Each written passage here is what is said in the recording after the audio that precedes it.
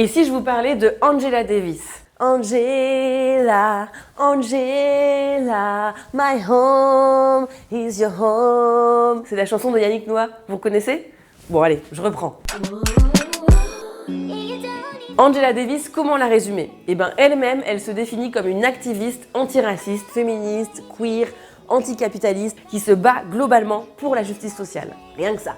Angela, elle est née en 1944 de parents enseignants en Alabama, à une époque où les personnes noires n'avaient pas le droit de circuler, d'habiter, de faire pipi dans les mêmes endroits que les personnes blanches. Elle a 21 ans quand Martin Luther King et plusieurs militants pour les droits civiques organisent les marches de Selma pour demander à être égaux, en fait, et d'arrêter de se faire tuer par des mecs à capuche.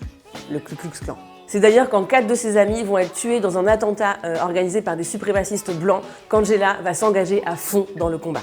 Dans les années 60, alors qu'elle enseigne la philosophie à l'Université de Californie, elle est renvoyée à la demande de Ronald Reagan au motif de son adhésion auprès du Parti communiste. Après, aujourd'hui, on a Aurore Berger qui bloque le recrutement d'une fonctionnaire parce qu'elle aurait milité chez Benoît Hamon.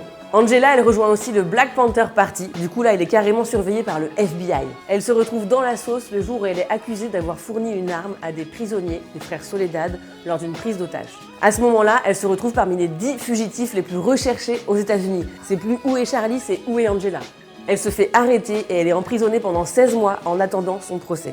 Elle risque la peine de mort, mais elle reçoit une vague internationale de soutien. Des chanteurs, des artistes, des politiques demandent sa libération car ils soutiennent ses combats. En France, on compte notamment Jean-Paul Sartre, Jacques Prévert, Jean Genet, Zinedine Zidane. Mais non, ça c'était pour savoir si vous suiviez, il n'était pas né encore. 2 ans plus tard, en 1972, elle est acquittée et elle va devenir une messagère. Elle va écrire sur l'anticarcéralisme, le féminisme, elle va faire son coming out, ça va devenir un symbole de la lutte. Dernièrement, Valérie Pécresse a demandé à ce qu'un lycée soit plutôt nommé Rosa Parks que Angela Davis, parce que selon elle, Angela serait trop radicale. Et vous savez ce qu'elle a répondu, Angela? Elle a dit « Je pense que la droite française ne savait pas qui était Rosa Parks.